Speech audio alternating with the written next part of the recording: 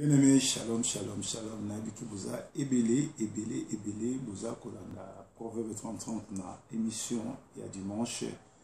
Ici, Kawapi, toi, Kakope Sabino Basango, Yanzambe, Mate Akitoko, Oyo, Eko, Koti Sabino Nanzela, Nani Kolo. Ils allaient bon Proverbe 30 depuis Manchester, ici, Kawapi, tous allés Koleka, Pona Koleka, Lendisa, Pona Koleka, Tali Sabino. Journée à l'élo, ils ont journée monene, où ils sont tous les Sanzambe, merci, nous sommes salés pour Nabiso, où nous sommes toujours les Canaba famille Nabiso, Namboka Nabiso, ils sont tous les Sanzambe, merci. Alors, l'élo, nous avons qui n'a maté à Kitoko, on a préparé pour Nabino, où on a intitulé en gros, Dieu interdit toute relation entre les hommes qui servent Dieu et ceux qui sont morts. C'est-à-dire que Nzambe azali ko interdire na bana na Nzambe bakota en contact na bato bazo ko interroger ba mort, bato bazo interroger bato bakufa, bato bazo interroger bato oyo basila ko kenda. Moto soka kufi relation na Nzambe ekatani relation na bato mokili ekatani akene sika ya repos. Ne sika ya repos wana soka zaki mwana na Nzambe a solo ake kozela jugement. Parce que après l'iwa, biso nous trouvons dans jugement. Après jugement, ce qu'on a qui mutu malamu okelola, ce qu'on a qui mutu mabe okena lifelo. C'est-à-dire mutu oyo azo sale la Nzambe ya solo, soka kufi akendaka na place ya repos to na libumu ya Abraham. Soki aki mutu misala mabe, mutu na masumu, mutu ya vi ya kilikili, soki osili ko kufa okokende bongo na tourment kozela jugement na yo po kota na lifelo tourment ezali felo ya muke. Alors na enseignement lelo tokokende ko tanga biblia po ete na moni moi ba aventure eleki mingi mikolo yo tango tozolanda ba video tango tozolanda ba mateya mususu na ba oyo bino bandeko bozo tindela biso parce que bandeko ebele ba lekaka na kokomela biso ko tindela biso par rapport à mateya o bazolanda na bato mususu bameka koyeba soki ezali ya solo to lokuta mateya wana loba yaka kotuna biso to éclaircir bango. Alors toujours que nous kotanga na toujours banda liboso na Lévitique 20 1 à 8. Lévitique 20 1 à 8 ezo sabiso boye Lévitique 20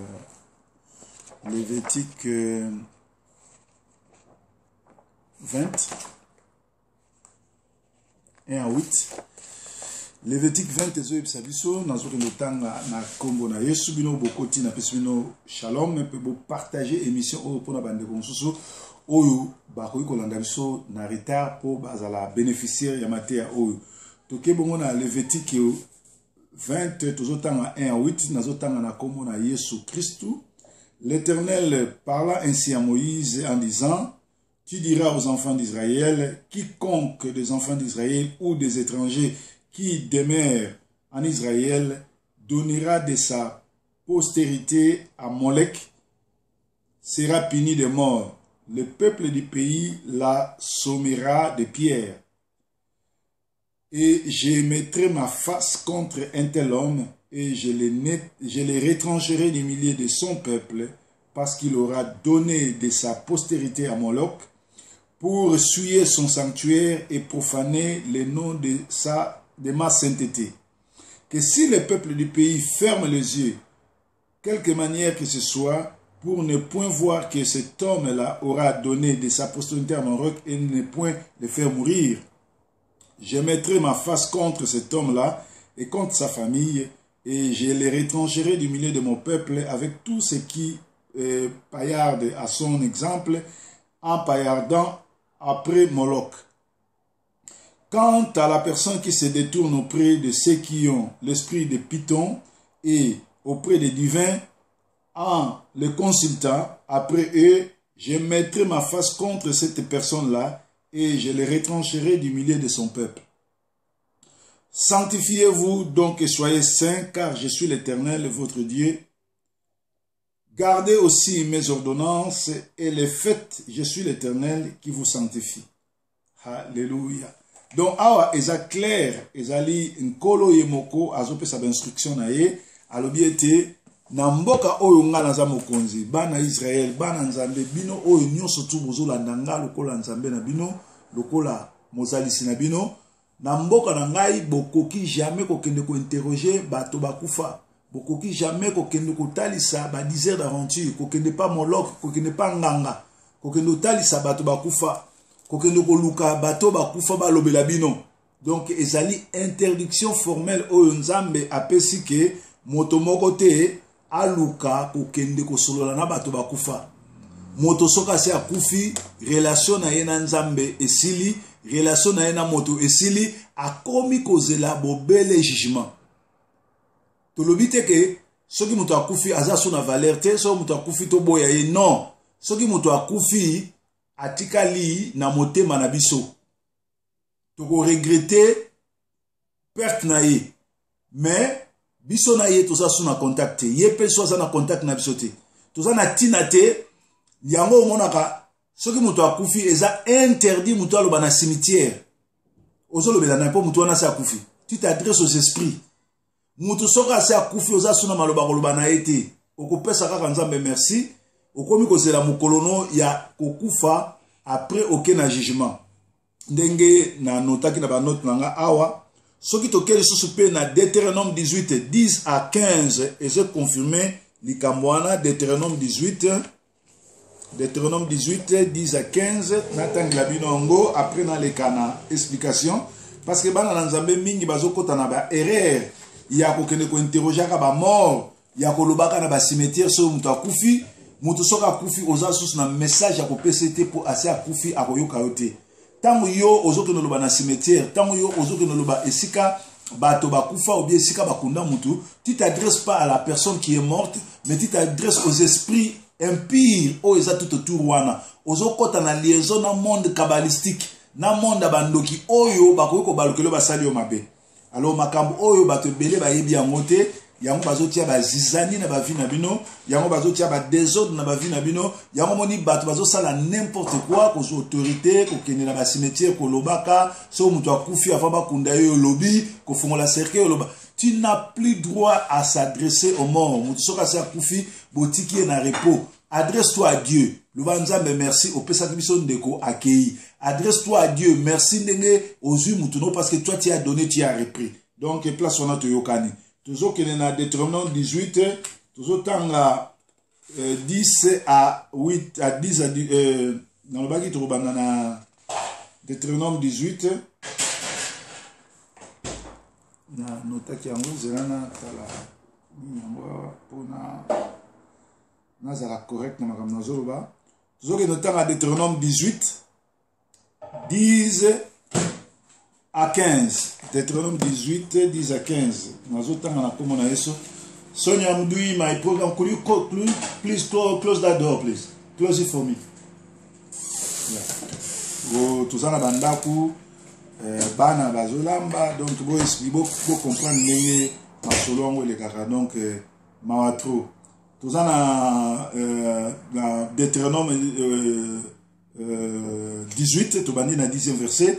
Il ne se trouvera personne au milieu de toi qui fasse passer par le feu son fils ou sa fille, ni de devin qui se mêle de deviner, ni de pronostiquer des temps, ni aucun qui use d'augure, ni aucun qui va consulter le sorcier, ni d'enchanteur qui use d'enchantement, ni d'homme qui consulte l'esprit de Python, ni des diseurs de bonnes aventures, ni aucun qui interroge les morts.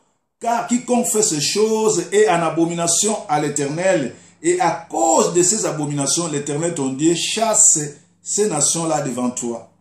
Tu agiras en intégrité avec l'Éternel ton Dieu, car ces nations-là dont tu vas posséder le pays écoutent les pronostics, les divins, mais quant à toi, l'Éternel ton Dieu ne t'a point permis d'agir de la sorte. L'Éternel ton Dieu te suscitera un prophète comme moi d'entre tes frères, vous l'écouterez. Selon ce qui est écrit, demandez à l'Éternel ton Dieu en Europe au jour de l'assemblée en disant que je n'entende plus la voix de l'Éternel mon Dieu et que je ne vois plus ce grand feu de père que je n'aimais. Amen. Ça, c'est Moïse qui s'adresse aux enfants d'Israël. Moïse a dit ça na Israël alobini. Alobi nanda konabino na mona moto moko te oyo azolekisa mwana na ye na se ya moto. Mwana na mwasi to mobile.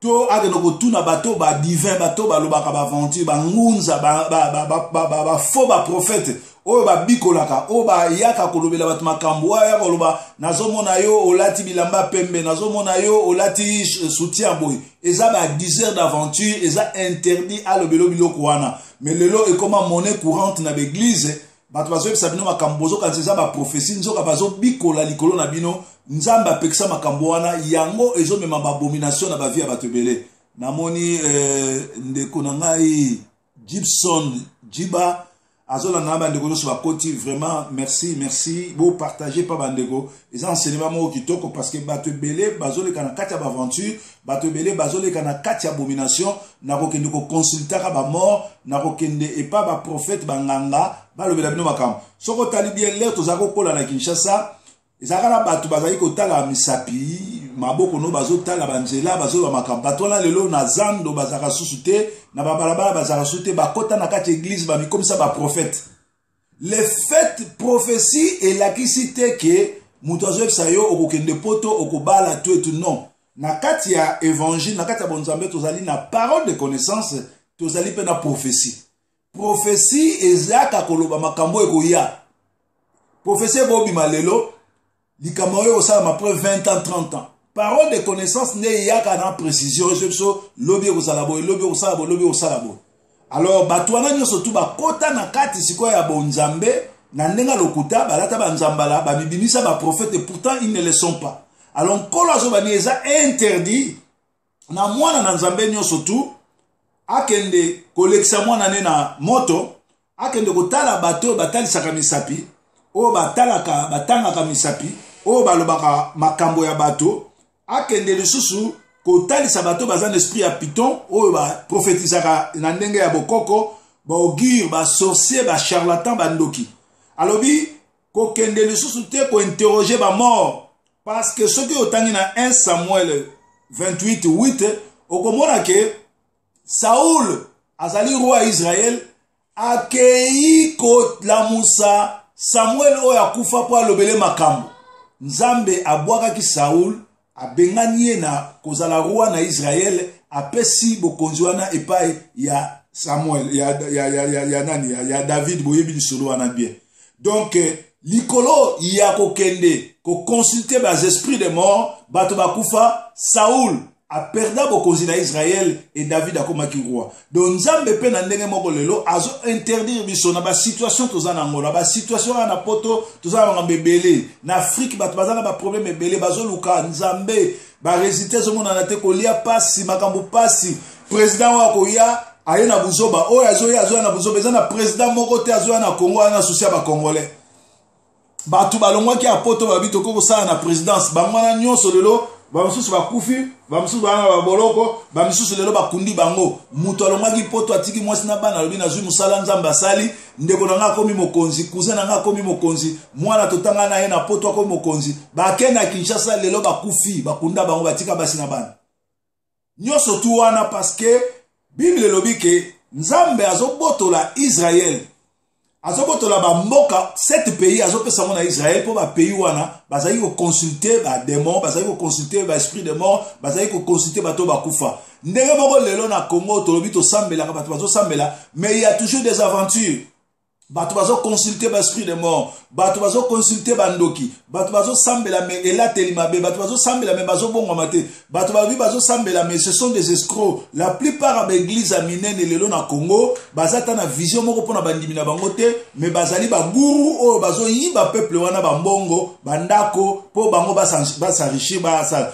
comment expliquer que ba église minene na Congo baza peut-être mingi na balopango te bamusupe basomba batonga ta bekol te batonga bopito te mais balobi baza l'église minene alléluia donc tozoke de kolobela masolo oyo nzambe apekisi alobi quiconque fait ces choses-là est en abomination à l'Éternel et à cause de ces abominations l'Éternel ton Dieu chasse ces nations devant toi tu agiras en intégrité avec l'Éternel ton Dieu Il faut qu'on agisse dans intégrité avec l'éternel ton Dieu. Dieu est souverain. Dieu cherche les gens qui sont dans l'intégrité. Intégrité, là, c'est net biso tous en Angleterre. Ah. Toi, en Angleterre. Yo en Angleterre, au salaire 10 ans, 15 ans, 20 ans. Oyo bolo Angleterre. Toi, na bana babotama, na bana msuto uta, na bango en Afrique, ba ya bana mike, ba ye bikaka anglais. Yo sikoyo, ba devoir no corriger ndeni. O so anendenge ni. O koloba nendenge ni. Ezali mawa mingi soko oza intégrité. Alléluia. Donc tozongi na mateya na biso ezali interdit ya kokende ko consulter bato bakufa. Pourquoi bozolanda ba prophète oyo baza ko interroger les morts? Bazo ko sabino na ba vision ya lola na lifelo. Mikolo nyonso tu kota na ba video okokota mutu azopesa prophétie o nga nakutana ngina ale moloto. O nga nakutana ngina ser songolo azana lifelo. Bien aimé, lola na lifelo na ne fongwa mate. Lola na lifelo eza akokanga. Seule personne akota na lola ezali muyibi oyo akufa na nkolo Yesu. Parce que muyibi wana reconnaît que Yesu azali sauveur et Yesu prometa ki alobi kaka lelo oyo ngana yo tokota na lola. A part muyibi wana mutu moko te akota na lola. Ezala Abraham, ezala ba Isaac, ezala ba Jacob, ba David, bango nyonso tu baza na lie ya repos. Siko batu na bino oyo balobaka ke akendeki na lola, balakisa ki ye lola, balakisa ki ye lifelo, akuti musicien songolo, aza na lifelo, amona Michael Jackson na lifelo, amona mutu songolo na lifelo, bakota lifelo mukolo nini puisque lifelo nan bafungola te, lola pe na bafungola te. Bozomona ke biso oyo tozomi benga bana na nzambe mais tozo sala ba recherche te, tozo luka nzambe te. Netinga mikolo yo nazo sala ba recherche sur la bête, sur le 666, sur Apocalypse 13, sur ce qui va arriver. Ah, peuple mokonzi, God bless you. How are you? God bless you. I wish you all of the best. Alors, Nzambe azali bongo koluka bolamu na biso. Ngai nazo sala ba recherche parce que nazali convaincu molimo na Nzambe talisinga ke ba vaccination o ya COVID-19 ezali boko vaccination moko ya 666 ezali moko kotindika esprit 666 ezali bongo application 666 na ba vie ya bato yango moni nazo sala ba recherche pona sangisa nyonso na ya kobimisa ngo liboso na bino nazo senga na bato nyonso ba o nanu bazwi ba vaccin te ba meka kozwa ba vaccin te bolanda soi-disant pasteur moko te oyo ake kozwa vaccin ne po aza sataniste a publié yango na Facebook na ye po influencer yo mais yo landa maloba na Nzambe landa maloba oyo ba témoignage ba médecin ba minganga ba nurse bazo sala ba vidéo sur vaccin na ba bibo zwango te ezali vaccin moko ezali na esprit ya 666 na kati.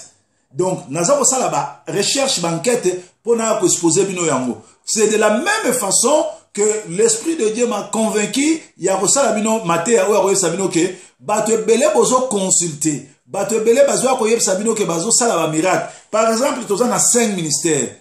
Tous en a Ephésiens 4:5 et lobby, il a donné les autres comme pasteur, comme apôtre, comme prophète, comme évangéliste, comme docteur. Chaque docteur, chaque ministère et tous les 5 ministères, mutuno a un message naie, a une grâce naie et azana et si qu'on batindi a que noter à son malin. Par exemple, ceux qui n'ont pas bonné na Zambé, ceux qui n'ont pas au semble pas un docteur, mutuana za docteur de la parole et un ministère. Et que l'église ya mutu aza docteur de la parole alobi boya akosala miracle boya akobonde la Nzambe pona bino bobika na sabino directement que c'est monsieur c'est un charlatan. Un docteur de la parole c'est un enseignant azana don ata moko te ya miracle azana don moko te même ozobela mutu pasi ya bonde la pono bika.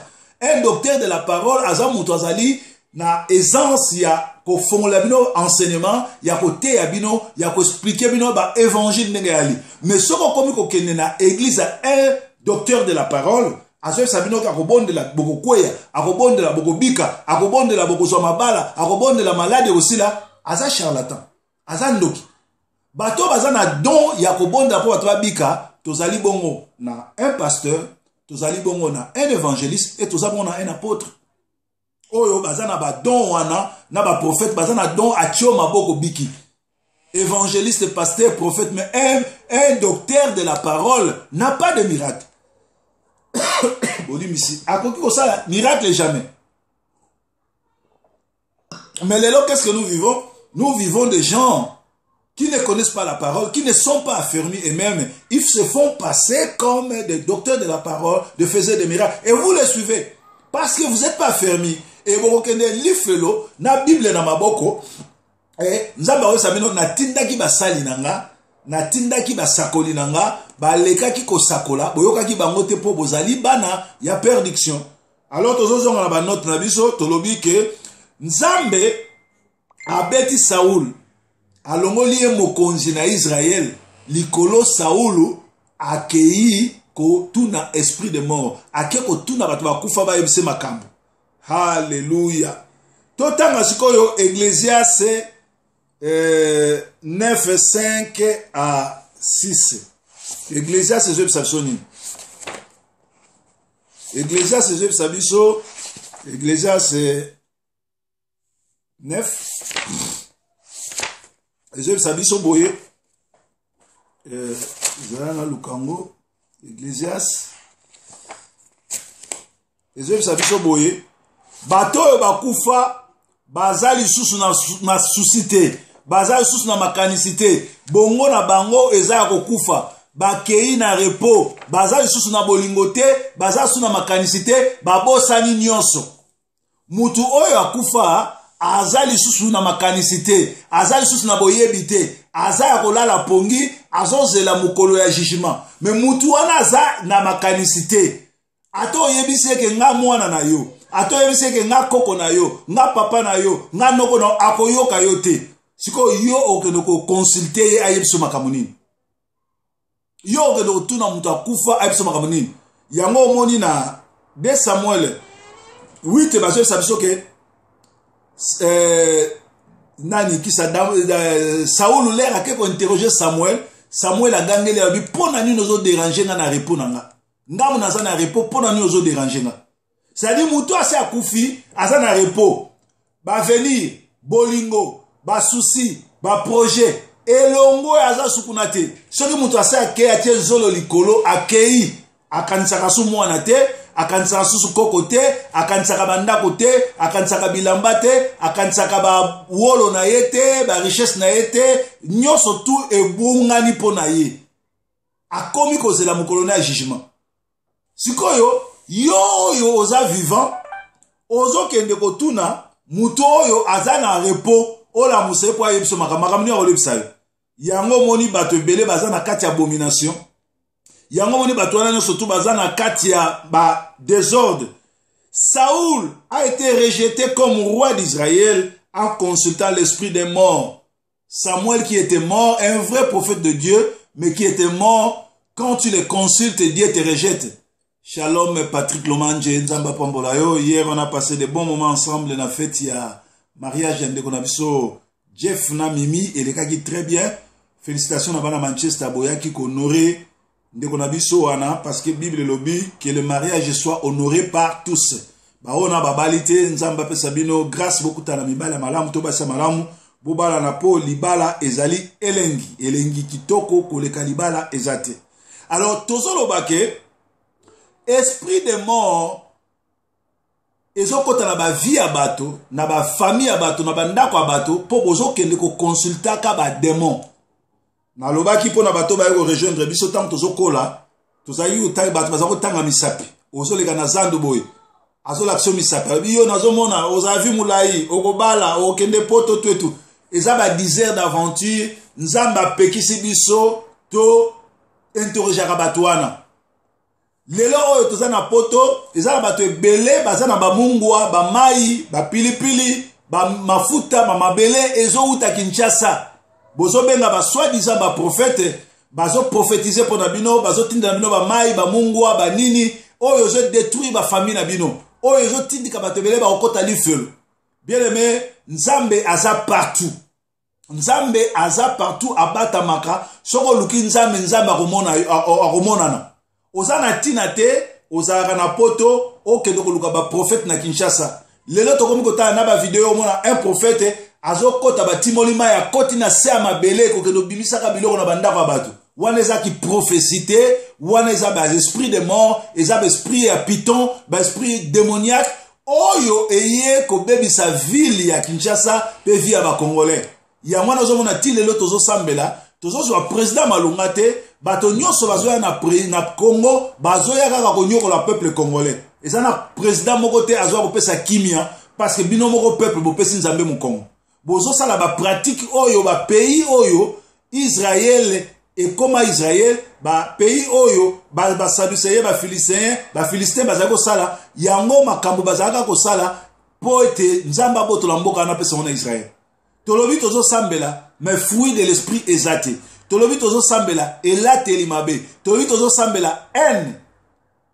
bolingo ezate tolobi tozosambela bilobaloba témoignage ya mabe likolo ya baninga tolobi tozosambela mais tozokutana na nzambe te bayebaka ke moto akutani na nzambe loka liboso akokoma kotambola na bobangi nzambe azali moto na vérité azali moto azo respecter bato mosusu ali moto azosalela nzambe avec crainte et tremblement mais lelo oyo elateli po yeba moto akutani na nzambe ya solo eloka liboso elateli na ye eloka liboso comportement na ye eloka liboso ndenge na ye okomona moto na église kabamba ya titre mokambi diacre pasteur premier diacre mwasi ya pasteur interprète ba titre wana tu bato balingi yango metambola pembe na ye bonzambe moke bonzambe ya te musala na ye kotonga bato musala na ye koloba mabe ya bato musala na ye kokritike bato musala na ye kotémoigner mabe mpona bato musala ne bakabale.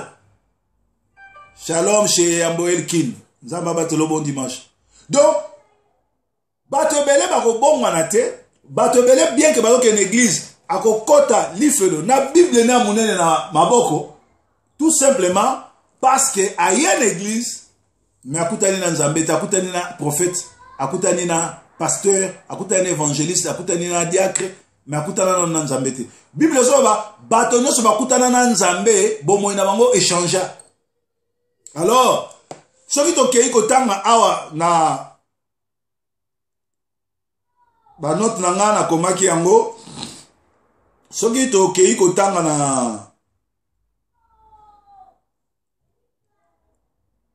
Hébreux 9:27 ezobisa biso il est donné à l'homme de vivre une seule fois après la vie vient la mort et après la mort c'est le jugement tozaka na vie moko à part vie oyo to na vie musute vivre vie na yo na sainteté vivre vie na yo na koluka nzambe vivre vie na yo na ko cultiver la paix na bato nyonso bien aimé boko piaranga ngala zaka na système ozotambola malamu nga yo totamboli malamu na yo otamboli mabe na biso banda lelo tokomona na kalisu te oya moninga na nga te bible ezoba bato andenge wana kopesa bango tambote te aza ennemi na yo te mais aza mutu aza intégrité aza mutu azolinga kochange te tika ye na kwe na ye sala nzela na yo parce que après vie oyo liwa après liwa yo nanga tokei koleka na jugement tribunal yali yango ni frère Patrice ayemba su nzembo te tribunal ya nzambe frère Patrice ayemba su tribunal te po ye moko se retrouver na makambo aza condamné par bato mosusu. Bien aimé, il est donné à l'homme de vivre une seule fois et après la mort vient le jugement. Tokoleka na kosamba nzamba ko rendre compte pa nzambe na makambo nyonso oyo tozosala na ba comportement nyonso oyo to afisha na makambo nyonso tu oyo eleka na bomoi na biso mère na Shalom depuis Paris tokoleka na jugement ngai yango moni ngai tango na tanga bible na yebi ke tokoleka na jugement na koma ko banga nzambe na banga mutu te na banga nde nzambe je respecte mes collègues nanga ba contemporain nanga ba to za na communauté ba to za na na kati ya monde na respectera bango mais je ne crains que Dieu parce que na ko rendre compte nanga pa nzambe omoni na biso to za en Angleterre. L'Angleterre est le pays le plus là où il y a plein de caméras dans le monde entier. So za na mboka za na caméra ko leka za Angleterre parce que les Anglais ils se sont inspirés par rapport à la parole de Dieu. Dieu a mis la caméra. Il y a des caméras sur tout un chacun. Banda obotama, timukolo okufa. Tango zana nuna kata masumu, ba filme nyoso yozo sala nzamba zo zwango. Mukolo yozo yamba, Yoshua Mashia, comme Seigneur et Sauveur, ba zikisi ba kote nyoso toa masumu yo salaki, ba tiki siko ya sikebandi yo ba benga compter à zéro. Donc mukolo yo okufa, so okufi mupagano, ba kozwa ba filme na yo nyoso, ba tieli yo, banda obotama ti mukolo kufaki. Donc ezane loko moko te ko échapper pa nzambe. Lokola toko rendre compte pa nzambe, tozala ka conséquent na makambo tozo sala. Toyeba ko assumer liboso ya nzambe makambo tozo sala. Ezali mabe mingi na bana na nzambe ko kone ko interroger l'esprit de mort. Mutu musu akotuna ngala bibo ezakisi soki na lali pongi na loti ndoto mama kufa, yaya kufa, papa kufa, mwana nanga, tozo sola na ye, tozo sa na ye, est-ce que ça mabe? Bien aimé. Mutu oya kufa, na uto tanga na noa verset, boza sous na relation na yete. Boza sous na relation na yete. Ye aza na oubli. Ye moko azo ye ba même pas soki aza wapi. Azo zela, na bisa bino soka yeba binzambe, akei na repos. Soka yeba nzambe te ake na tourment. Tourment ezali moi li felo muke début ya li felo. Donc lokola zakuna akozana ni na souci ya banatika, ni na souci ya mobali, to ya mwasi, to ya leki, to ya papa. Alors mutu wana aza déjà na repos. Awe oloti ndoto pona ni. Soko loti ndoto ya mutu akufa ya famille na yo, ekoki kozala ou okanisa kiye c'est normal aza ndeko na yo. Papa na yo, mama na yo, ndeko na yo, mobali na yo, mwasi na yo, bolota, bovanda na ye, boviva na ye. C'est normal soko kanisi okolota ke bo makambo kala bovanda ka boliaka bomelaki tout et tout. Mais soki komi ko se répéter, il faut tele melango o kata ba lien surtout dans l'esprit de mort. Na ebite soko zo comprendre nga. Okoki kolota ndoto ya ndeko na yo akufa. Mais soko komi ndoto ki aye ko peso message. Et comme ndoto ka yebo yebso makabeko ya telemele yango parce que ye azali susu na contact na yote. Shalom ndeko nanga Claude Mignon vieux apoto. Chemise nanga Versace au prometa inga tilelo nazela ya arate mais nazana kondimaki ko ya Londres na Manchester za musikate. Nzamba batelo weekend malam na mosi na bana. Donc nazali kolobake soko loti ndoto, mama kufa, papa kufa, yaya kufa, mobile no kufa, aye ko yebiso makambo, telemela yango. Chantal Fight, God bless you. Have a nice day. Love you. I'm blessed to see you watching us. Naza ko pa mo komona yo zolanda biso. Anglais la mwele ngolo bango. Hallelujah. Nzamba za lokumu.